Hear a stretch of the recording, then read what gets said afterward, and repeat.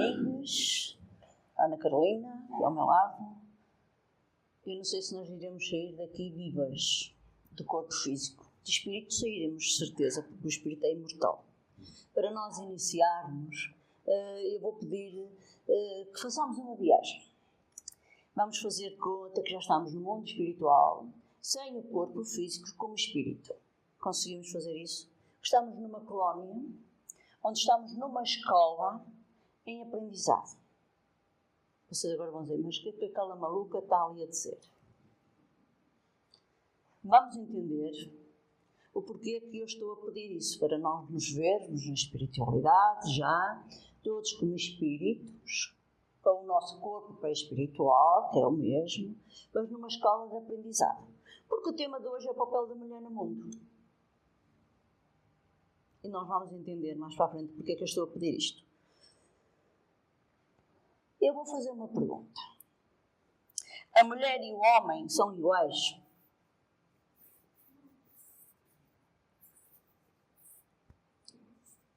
Sim e não? Nós vamos ver isto. Vamos ao debate? Não. As mulheres e os homens estão cá no mundo realmente para se complementarem. As mulheres não têm que querer competir com os homens têm as suas funções. As mulheres têm as suas funções. São dois seres que vêm ao mundo para se complementarem. Portanto, as aptidões das mulheres e dos homens são diferentes, mas que se completam. E os direitos são iguais? Os direitos são iguais. Tanto para o homem, como a mulher.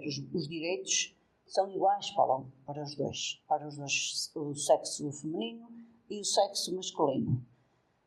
Quando eu iniciei e falei com a Ana Carolina, é a minha despedida, foi de fazer palestra com ela, não sei se vocês sabem. Eu estou-me a despedir do papel de palestrante da Ana Carolina. Estou a brincar com a Ana Carolina, agora brinquei um bocadinho. Quando nós propusemos fazer esta palestra, foi numa altura em que realmente no sábado comemora-se o Dia da Mulher, dia 8 de março. Eu não sou muito adepta a datas, mas isto obrigou-me a entender realmente porque é que a ONU pôs este dia como Dia da Mulher.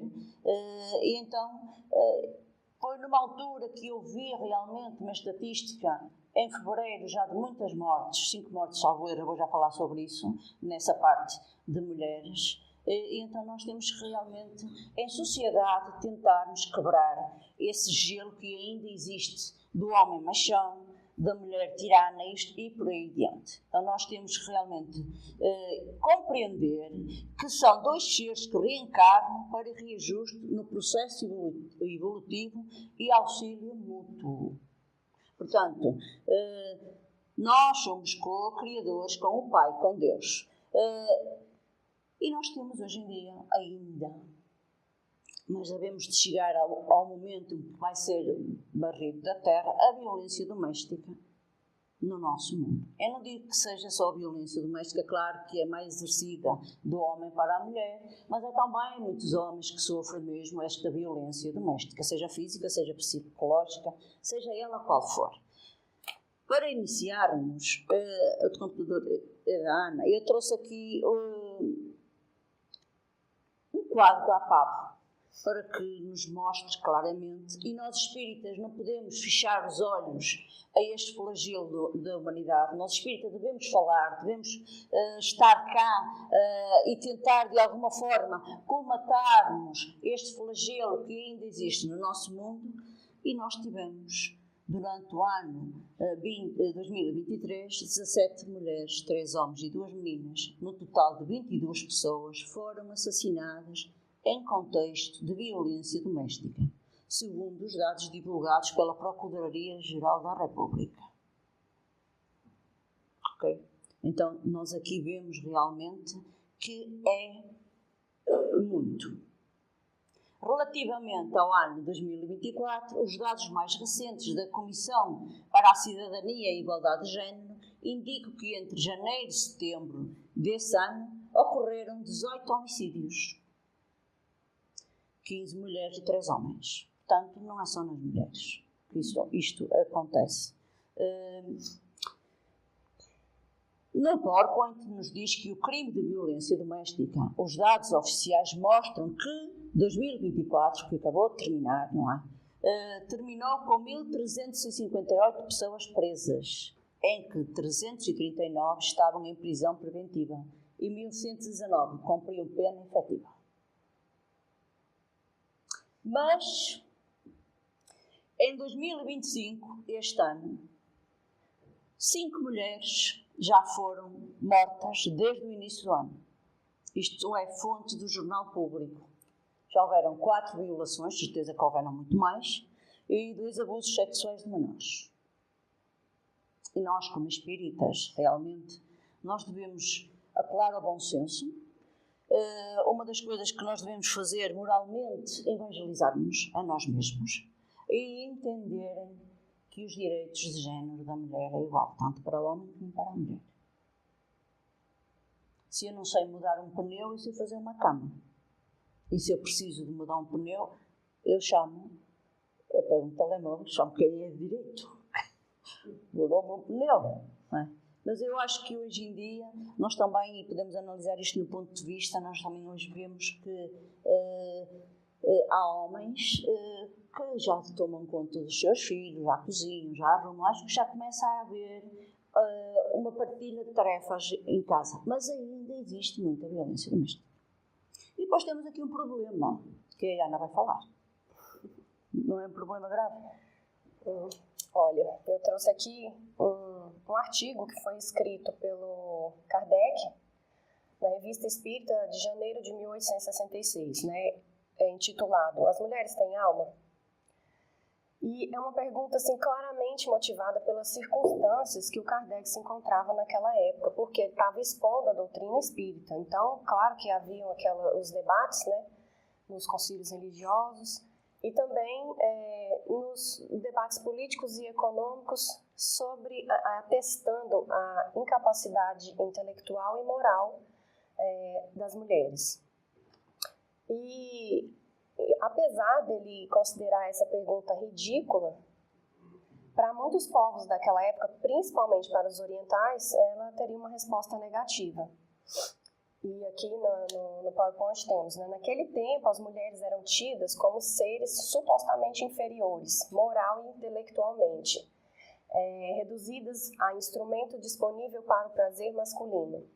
Com vistas nesse aspecto, o Kardec afirma que é desse tipo de preconceito, né, que nasce a inferioridade legal da mulher, coisa que do século XIX até agora não foi totalmente apagada, né, dos códigos sociais. E essa igualdade não é apenas uma visão da doutrina espírita. O próprio casal de educadores, né, o Kardec e a sua esposa Amélie, que eu vou falar um pouquinho sobre ela também mais à frente, eles, antes de atuarem pelo espiritismo, eles já reivindicavam os direitos das mulheres na França, né, para elas receberem a educação gratuita do governo. Eles argumentavam que cabia à mulher, né, o papel da educação dos filhos e, portanto, elas precisavam estar preparadas para isso. E também ocorreu outro fato no final do século XX, final do século XIX na França. Os jornais de Paris se agitaram diante de um debate que estava em torno de um ato legal de diplomar ou não uma jovem de 20 anos, bacharelada, que tinha acabado de se formar. Somente pela condição feminina dela, né? Somente por ser mulher. Então, o Kardec comenta o fato, né? Depois de terem reconhecido que ela tinha alma, agora reconhecerem o direito à conquista dos degraus de ciência, ou seja, do diploma dela, já seria alguma coisa. Então, sem dúvida, na atualidade, né, nós mulheres ainda sentimos os ecos desse tipo de pensamento no nosso cotidiano, né? Infelizmente. Pois é como nós sabemos e temos falado e estamos agora aqui neste pequenino diálogo com vocês e vocês podem fazer alguma questão dentro daquilo que nós soubemos responder, nós respondemos. No livro dos Espíritos, na pergunta 820, nos mostra claramente e nos diz: a debilidade física da mulher não a coloca naturalmente na dependência do homem? Não. Nós sabemos que não. Deus deu a força a uns para proteger o fraco e não para o escravizar. Esta ponta sente-se. No temos o direito de escravizar ninguém. Seja fisicamente, seja verbalmente, seja como for. Nem monetariamente. Nós estamos aqui no mundo para aprendermos a amar e nos ajudarmos uns aos outros. Deus apropriou a organização de cada ser às funções que ele deve desempenhar. Se deu menor força física à mulher, deu-lhe ao mesmo tempo maior sensibilidade em relação com a delicadeza das funções materiais e a debilidade dos seres confiados aos seus cuidados. Nós sabemos muito bem que antigamente, as mulheres ficavam em casa a tomar conta dos filhos, os maridos tinham que sair mais para trabalhar, e assim por diante. Mas isso não dá o direito ao homem de escravizar a sua companheira ou o seu companheiro. Então, nós hoje, que estamos em 2025, está na hora de dizer um basta e de nos começarmos a evangelizar, como Jesus quer que nós o façamos, para que de alguma forma consigamos auxiliar o mundo no seu progresso. Depois, em 1857, a doutrina espírita surge na França e entre elas tantas informações fascinantes. Ela chega e mostra que o sexo é uma questão material. Porquê que eu ainda há pouco disse para nos vermos todos, já sem o corpo físico, na espiritualidade? Porque o espírito não possui sexo. Porquê que nós, então, subjugamos um ao outro? Ou, neste caso, mais o homem à companheira. E hoje em dia já estamos muito melhores. Já estivemos muito piores. Como nós sabemos, o espírito não possui sexo e todos somos iguais, merecendo tratamentos e direitos igualitários.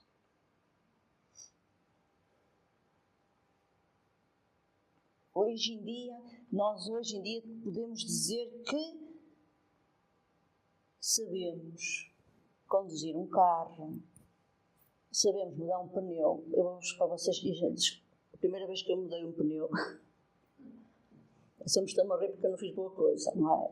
Eu não sabia como eu havia de mudar o pneu, eu levantei com o macaco o pneu e fiz uma mama no carro para dentro. Eu tinha um Ford vermelho. E eu nem me apercebi, fui para o trabalho, quando cheguei a casa ali o Jaime que disse, então olha o que tu fizeste ao carro. Eu realmente, mas mudei o pneu, demorei não sei quanto tempo, mas mudei o pneu. Então, é tudo uma questão de nós aprendermos. E nós sabemos que também já há mulheres que são mecânicas. Não importa. O que importa é que o casal que se respeitem, que haja ali uma demonstração de afeto, não é? Porque é assim que as nossas reencarnações vamos entendendo este processo todo. E se eu hoje estou aqui num corpo feminino, não é? Eu amanhã posso estar num corpo masculino. Então porquê é que nós andamos aqui a escravizar-nos uns aos outros? Falta-nos ainda este mesmo conhecimento, não é? Então, somos todos iguais. A mulher é mais sensível, na generalidade, sabemos que há mulheres que não são mais, é? E o homem é mais da força. As minhas costelas, o meu corpo foi dado por Deus, não foi Adão que me deu costela nenhuma, está bem? Vamos começar a entender as coisas como elas são, ok? Então, a mulher, Deus dá-lhe o corpo, dá o espírito e o corpo, e o homem igualmente. Okay? Vai tudo, depois o corpo desfaz, vai para o fluido outra vez cósmico universal e andamos ali na cadeia alimentar. E continuando com as questões do livro dos Espíritos, na 822A nós temos, né? De acordo com isso, para uma legislação ser perfeitamente justa, deve consagrar a igualdade de direitos entre o homem e a mulher? E os Espíritos respondem, de direitos sim, de funções não. A lei humana, para ser justa, deve consagrar a igualdade de direitos entre o homem e a mulher, e todo privilégio concedido a um ou a outro é contrário à justiça. Então, como a Ana já disse, né, a cada encarnação, a nossa alma chega mais desenvolvida, com novas ideias e conhecimento adquirido nas existências anteriores, justamente por conta do intercalamento de encarnações de sexos diferentes. E foi assim que aconteceu, né, o progresso dos povos. Os homens civilizados de hoje, ou seja, nós, né, são os mesmos que viveram na época da Idade Média, naqueles tempos da barbárie e que progrediram. Então, os espíritos evoluem pelo trabalho que realizam e pelas provas que eles devem passar. E para progredir em todas as áreas do conhecimento, cada um é chamado aos mais diversos trabalhos e aos diferentes gêneros de prova. E é com esse objetivo que acontece, né, a encarnação nos sexos diferentes, a fim de realizar os deveres que cada uma dessas posições ocupa e sofrer as provas necessárias ao progresso, né, como a Ana já explicou. Sendo assim, diante da questão aqui do Livro dos Espíritos, o Kardec afirma: com a doutrina espírita, a igualdade da mulher não é mais uma simples teoria especulativa, já não é mais uma concessão de força à fraqueza, mas direito fundado nas próprias leis da natureza. Dando a conhecer essas leis, então, o Espiritismo abre a era da emancipação legal da mulher, como abre também a da igualdade e da fraternidade. E eu gosto muito desta imagem. Não é boa coisa daqui, não é? Da questão 821 do Livro dos Espíritos, diz-nos assim: as funções de que a mulher foi destinada pela natureza têm tanta importância quanto as conferidas ao homem? Sim. E até maior, é ela que lhe dá as primeiras noções da vida. E na imagem diz-nos assim: a mulher é o único transporte que o homem tem para chegar à Terra.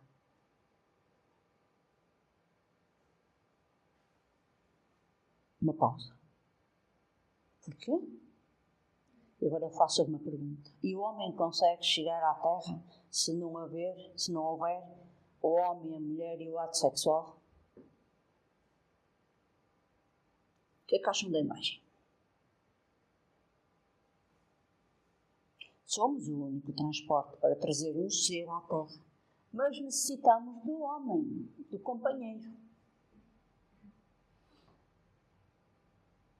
Então, mais uma vez aqui nos mostra que tudo é uma questão de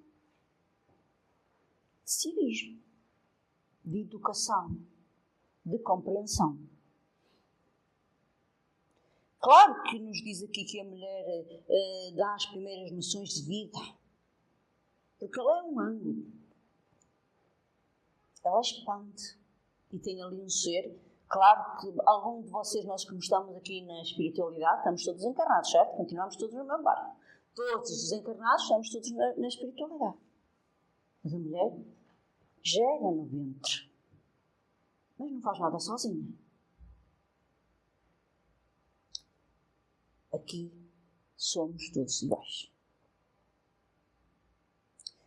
Tem outra pergunta no Livro dos Espíritos, no 822, que nos pergunta isto: os homens, sendo iguais perante a lei de Deus, devem ser igualmente perante a lei humana? Claro que sim. Este é o primeiro princípio da justiça. Não façais aos outros o que não quereis que os outros vos façam. E o Espiritismo vem nos abrir realmente um leque e um horizonte. Mostra-nos claramente que somos espíritos, que a mulher tem alma, que estamos cá num progresso, que estamos homem e mulher para a cocriação e para que haja mais população e dar oportunidade aos espíritos que ainda vêm em resgate nascer no nosso seio. A mãe carrega no ventre por 9 meses, 40 semanas, uma criança que vem da espiritualidade para progredir em conjunto com o marido, e assim sucessivamente. As mulheres não são instrumentos dos maridos, nem de ninguém, e isso era visto antigamente dessa maneira. O moderno espiritualismo, graças às suas práticas e doutrinas, todas de ideal, de amor, de equidade, encara a questão de modo diverso e resolve-a sem esforço e ostentação. Ele vai restituir à mulher seu verdadeiro lugar na família. Então nós já entendemos aqui que estamos aqui numa reencarnação em família para progredirmos, indicando-lhe a sublime função que lhe cabe desempenhar na educação e no adiantamento da humanidade. Então, o mundo Terra é uma escola onde todos nós estamos aqui em aprendizado. Mas o aprendizado é nas bases do amor. E que amor é esse? Quando eu não gosto que me façam uma coisa, eu não vou fazer a outra. Isso não é amor. Então nós temos que compreender realmente, na função aqui da mulher e do homem, tem que haver um equilíbrio. Não é? É verdade. E no livro Pão Nosso, no capítulo 93, tem a seguinte mensagem de Paulo. Assim devem os maridos amar suas próprias mulheres, como a seus próprios corpos. Quem ama a sua mulher, ama-se a si mesmo. Paulo. É bonito. Efésios capítulo 5, versículo 28. No Evangelho também nós temos muitas mensagens, né, de nova era para as esperanças femininas. Nós temos a consagração da Mãe Santíssima, temos a sublime conversão de Madalena, né, a transformação, grande transformação moral que ela teve. Temos a dedicação das irmãs de Lázaro, Maria e Marta. Maria era mais focada na espiritualidade. Ela, quando tinha os seus diálogos com Jesus, esquecia-se de tudo à sua volta, dos afazeres domésticos, ficava ali a conversar com ele, aproveitando aquele momento para poder adquirir o conhecimento, aproveitar o momento mesmo e conseguir, né, absorver tudo o que ele dizia para ela. Já Marta tinha preocupação, né, com os afazeres domésticos e às vezes até pedia a Jesus para, digamos, puxar a orelha da Maria para poder ajudar ela nos afazeres domésticos. E ele dizia, olha, foca no que é mais importante. Só que a Marta conseguia cuidar da hospedagem das pessoas que estavam ali em sua casa, conseguia preparar a ceia, né, cuidar da refeição das pessoas, ou seja, ela cumpria a função doméstica e também não esquecia da sua espiritualidade, não esquecia de Jesus. Então ela conseguia lidar com as duas funções. Já a irmã Maria era mais para o lado da espiritualidade. Então a gente vê, né, o espírito abnegado das senhoras de Jerusalém, que acompanharam o Senhor até o instante extremo. Então, desde essa época de Jesus, a gente consegue observar o crescente respeito, né, na Terra pela missão feminil. E chegamos ao Dia da Mulher, que é no sábado, não é? Isto começou tudo desde a primeira Revolução Industrial, no final do século XVIII. Houve uma revolução na indústria. Façam uma pesquisa e vejam. As mulheres começam a fazer parte do mercado de trabalho, aqui nesta época. Porquê? Porque elas precisavam trabalhar para sustentar as famílias. Porque os maridos estavam na guerra e as fábricas precisavam de mão de obra. Então aqui despunta o sexo feminino, que começa, de alguma forma, a ser inserido na indústria. Mas elas ganhavam 60% menos e trabalhavam, diz-nos a pesquisa que eu fiz, elas chegavam a trabalhar 16 horas por dia. E é muitas horas a trabalhar, para ganharem menos 60%. E muitas das vezes os patrões, não é, contratavam as mulheres e os seus filhos juntos e eles trabalhavam juntos. Porque as mulheres não tinham com quem deixar as crianças, então era um contrato. Isto era exploração infantil, naquela altura. Hoje e hoje também. Então, nesta altura isto aconteceu. Mas nós tivemos aqui um marco, que foi em dia 25 de março de 1911, não é? Em Nova Iorque, aconteceu um incêndio que vitimou 146 pessoas, 125 mulheres e 21 homens. Quase todos, na maioria deles, judeus. E porquê que eles morreram fechados na fábrica? Porque os patrões, com medo que elas fizessem greve, eles fechavam os portões da fábrica. E eles não podiam sair até que lhes abrissem o portão. Então isso aconteceu mesmo, o incêndio e as fracas condições físicas mesmo daquelas empresas naqueles dias. E foi isto que fez com que no dia 8 de março de 1975 se comemorasse o Dia Internacional da Mulher, criado pela ONU, com o intuito de cobrar justiça e direitos iguais para as pessoas do sexo feminino. Nós hoje ainda continuamos com um bocadinho desta batalha, está bem? Embora temos aqui muitos homens, mas nós estamos todos ainda na espiritualidade, não regressamos ao mundo físico. Isto não é para ninguém, isto é só para nós, seres humanos que estamos encarnados, tentarmos de alguma forma fazer a nossa parte. Eu vou falar um pouquinho da Amélie Gabrielle Baudet. Ela é uma grande mulher do espiritismo que muitas vezes passa despercebida. Ela era conhecida também como Madame Kardec. Ela nasceu na França, era filha de um antigo tabelião rico. Desde criança era muito estudiosa e a sua dedicação fez com que ela se tornasse professora de primeira classe, também lecionava letras e belas artes. Ela publicou 3 obras, Contos Primaveris, Noções de Desenho e O Essencial em Belas Artes. Ela e o Kardec viveram juntos por 37 anos. Ela era mais velha que ele 9 anos, mas isso não interferiu em nada no relacionamento deles. E ela teve uma grande participação nas obras do Kardec, né? Nas investigações dele que deram origem à codificação da doutrina espírita, desde a época das mesas girantes. Ela lia as obras dele e era ela que organizava as reuniões espíritas que aconteciam na residência deles. Ela era uma espécie de secretária dele, né? Ela se ocupava dos papéis secundários dele para que ele pudesse se dedicar mais aos estudos. Ela também realizou algumas viagens nas cidades francesas e também em alguns países vizinhos, né? Com o objetivo de difundir os princípios espíritas. E em 31 de março de 1869, o Kardec desencarnou. Na época ele tinha 65 anos, ela estava com 74, e diante do falecimento dele, ela fez reverbar todos os conhecimentos adquiridos no espiritismo, e embora ela tivesse de luto, né, um processo complicado da perda natural, mas ela enfrentou esse momento com grande fé e esperança. Tanto é que ela continuou as obras do Kardec, seguiu os planos do seu marido e fundou a Sociedade Anônima de Espiritismo, que depois, em 1973, muda o nome, né? Passa a se chamar Sociedade para a Continuação das Obras Espíritas de Allan Kardec. E ela, mesmo com idade avançada, ela continuava frequentando as reuniões espíritas.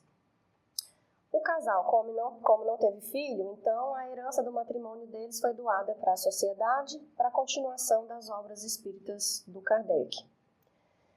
A Amélie, então, desencarnou com 87 anos em sua residência, né, na França, e o seu corpo está enterrado junto com o do Kardec. E ela desenvolveu um trabalho importante na área da educação e, sobretudo, na codificação e na disseminação do espiritismo. Ou seja, ela fez uma grande contribuição, né? Com todos esses feitos dela, ela despertou a admiração e a gratidão de espíritas no mundo todo. E ela tinha uma inteligência acima da média. E isso fez com que ela tomasse decisões certeiras na vida dela, além do apoio incondicional que ela dava ao marido dela, né? Não só o incentivo moral que ela dava para ele, também teve um apoio financeiro ali para continuar as obras. Então, ela foi pioneira da comunicação, da divulgação das obras do Kardec, também proporcionava que as pessoas conseguissem adquirir obras para ler. E isso, às vezes, criava algum desconforto ali na associação deles, né, na sociedade. Por quê? Porque ela queria baixar os preços dos livros para que as pessoas pudessem adquirir as obras e ter acesso, né? Então, nós devemos muita gratidão, né, e respeito a ela e ao Kardec, por todo esse esforço e o trabalho que eles realizaram. E os dois são um grande exemplo, né, de casal que tiveram ali uma missão juntos, né? Então, eles dois, no mesmo propósito, às vezes até trocavam, a gente vê aqui, né, trocavam os papéis, sem brigas, sem disputas, por um bem maior, né, que foi aí a codificação do Espiritismo. Então, eles são um grande exemplo para nós. E eu não podia deixar passar em branco a lembrança desta irmã nossa, não é? Madre Teresa, Calcutá. Nós falámos muito nela, mas muitos de nós sabemos alguma coisa que ela fez, mas nunca nos dedicamos a estudar a grandiosa obra que alguém fez, uma mulher fez, católica, porque não importa a religião, importa o amor com que se faz o trabalho, católica, uma mulher que me diziam que ela era baixinha, pequenina, mas que não casou, não teve filhos, porque ela era freira, não é? Mas que, no fundo, acasalhou muitos filhos. E pouco se sabe da infância e adolescência e juventude, porque Madre Teresa, como era chamada, porque não era o nome dela, ela adotou este nome, não é? Tinha horror a falar de si. Ela não falava de si mesma. Isto é de um espírito elevado. Quando nós vemos alguém a falar muito de si, é vaidade. E a Madre Teresa tinha mesmo muita humildade. Não é? Tinha tanta humildade que ela podia estar numa regalia de um convento a ensinar francês às suas alunas e ela escolheu outro caminho, porque ela recebeu outro chamado. Aos 18 anos surge-lhe o pensamento da consagração total a Deus na vida religiosa. Então ela entrou no dia 29 de setembro de 1928 para a casa-mãe das Irmãs da Nossa Senhora de Loreto, na Irlanda. Ela já em pequenina, ela e a mãe, elas iam muitas das vezes dar de comer aos pobres. Então ela já começou o seu trabalho, já trazia isto dentro dela. A caridade já estava ali desenvolvida dentro dela. Mas ela também gostava muito de ensinar. As alunas estimavam-a muito. Porquê? Porque ela era uma boa professora. Ela chegou mesmo a ser diretora. Ela impressionava-se com o que via quando saía à rua. Quando ela saía do convento, ela ficava impressionada com os bairros de lata, com os cheiros nauseabundos, com as crianças e mulheres e velhos esfomeados. Então, ali o coração dela começou a bater mais forte. No dia 10 de setembro de 1946, ficou marcado na vida de Madre Teresa como um dia da inspiração. Então, ela vai fazer aqui uma viagem de comboio ao noviciado do Himalaia e recebe claríssima iluminação interior. Então ela diz isto assim: nunca é fácil dormir nos comboios. Estava trem, mas é para os comboios em português. Mudei aqui. Mas tentar fazê-lo num comboio na Índia é impossível. Tudo range. Há um penetrante odor de sujidade pelos amontoados de homens e animais. Todos um detrito de humanidade, cestos, galinhas cacarejando. Aos meus 36 anos, percebi no meu interior um chamado para que renunciasse a tudo e seguisse Cristo nos subúrbios, a fim de servi-lo entre os mais pobres dos pobres. Compreendi que Deus desejava isso de mim. As grandes celebridades, os grandes irmãos, e eu estou a falar de celebridades, mas que seguem Jesus, se nós formos analisar bem, eles renunciaram todos. Francisco de Assis também renunciou. E começaram a fazer um trabalho de amor e caridade. E é aí que nós devemos olhar para dentro de nós e que se faça o clique e consigamos, de alguma forma, seguir os exemplos. É fácil eu falar de Madre Teresa de Calcutá, mas é difícil eu fazer a obra dela, porque é preciso muito esforço para o fazer. E hoje em dia não temos as condições que ela tem, que ela teve, temos melhores condições, e não queremos, muitas das vezes, auxiliar, nem com um alfinete. Continua-nos a dizer que ela, depois tendo regressado, ela regressa a Calcutá e foi ter com um arcebispo chamado Fernando. Era um homem calmo, frio, então ele lhe expôs que queria, de alguma forma, sair do convento e ir trabalhar nos subúrbios, porque achava que tinha recebido um chamado. E ele não permitiu. Ela podia se revolucionar, mas ela não o fez. Continuou o seu trabalho dentro do convento e nunca esqueceu esse trabalho que ela queria tanto fazer. Uma pesquisa diz que foi 1 ano, outra pesquisa diz que foram 2 anos, não importa o tempo que foi, mas decorrido mais ou menos 2 anos, ela tornou a fazer este pedido ao superior, Fernando, e então ele disse para ela escrever à Madre Superiora. E aí ela fez isso e lhe foi dada permissão para que ela começasse o trabalho de maior amor pela humanidade. Não foi nada fácil. Ela vestiu-se modestamente, tirou a roupa que ela tinha que usar no convento, e a obra de Madre Teresa, com muito esforço, cresceu rapidamente. Algumas das alunas de Teresa, da Madre Teresa, a seguiram, quiseram seguir essa parte da caridade. Certa vez, Madre Teresa estava a passar por um monturo de lixo e ouviu um gemido. Era uma mulher agonizante que estava lá. Era uma, mas ela foi tirar muitos deles dos escombros do lixo. Que essa senhora já estava a ser comida pelos ratos e pelas formigas. Ela aproxima-se e a senhora sussurra e diz que foi o próprio filho que a lançou ali. Ainda o que temos que fazer ainda para crescermos como humanidade. Na passagem também nos relata que ela olhou para a senhora, limpou-a e tratou-a e disse-lhe que ela podia ser como mãe dela, então que ela a visse como filha dela. Deu-lhe ali um alento para que ela não morresse tão desalentada. Depois nós sabemos que no dia 17 de outubro de 1979 ela recebe o Prémio Nobel da Paz. Mais uma figura feminina, não é? Que arregaçou as mangas, não teve medo, trabalhou muito e hoje posso dizer que ela tem muitas instituições espalhadas pelo mundo todo, okay? E continuam o trabalho desta irmã com muito esforço, com muito sacrifício, deixou a pedra implantada no mundo. Também vou falar de mais duas personalidades femininas aqui do... E os homens? Do livro Nosso Lar. Estou a brincar. Então temos aqui a dona Laura, né, conversando aqui com o André, depois de uma das suas palestras, ela sentava e às vezes partilhava com ele as suas experiências e os conhecimentos que ela foi adquirindo nas suas vivências. O André estava nessa situação aqui elogiando ela, né, pela capacidade que ela tinha de desempenhar os afazeres domésticos e ainda fora de casa. Então, no debate, ele questiona ela se a conformação da família celestial, né, ou seja, lá no nosso lar, seria igual aqui na Terra. Então, ela explica, né, que o lar é como se fora um ângulo reto nas linhas do plano da evolução.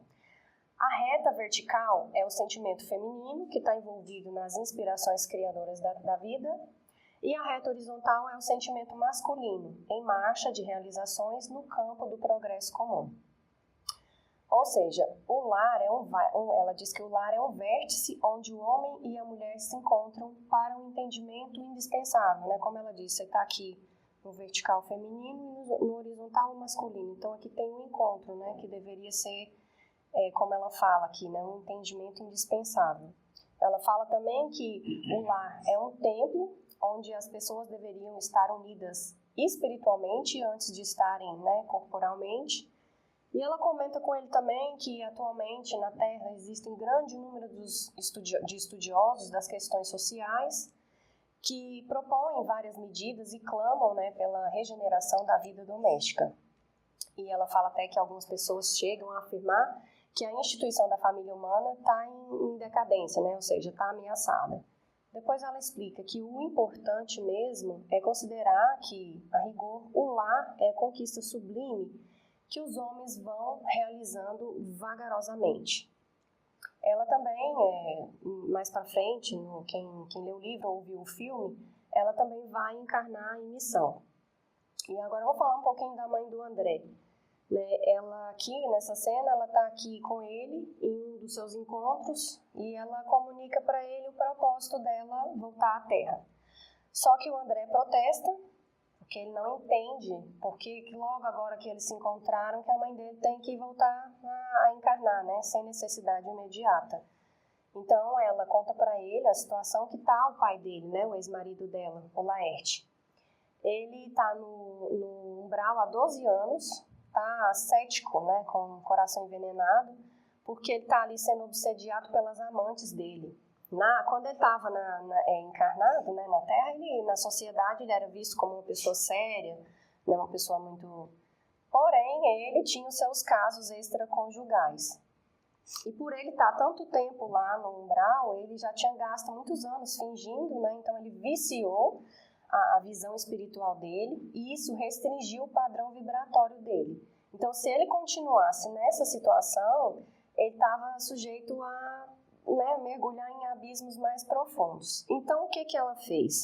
Ela estudou o assunto e ela concluiu que, já que ela não podia trazer ele, né, que estava no inferior, para o superior, então ela que estava aqui mais evoluída, como a gente já ouviu aqui em alguns momentos, né, algumas palestras que já foram dadas também, e também momentos de estudo, quando estamos em missão é permitido, né, se estamos mais evoluídos, a gente baixar a vibração em prol, né, de outra pessoa, para poder ajudar, auxiliar. E foi o que ela fez, né, ela aceitou, ela ia encarnar e aceitaria ele como seu esposo, e as amantes ela ia aceitar como filhas.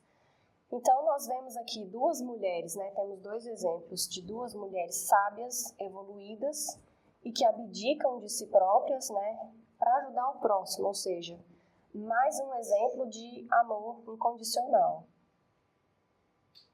E para finalizar, já avançamos um bocadinho da hora, nós temos aqui uma realeza terrestre, para não pensarem que as mulheres são todas boazinhas, não é?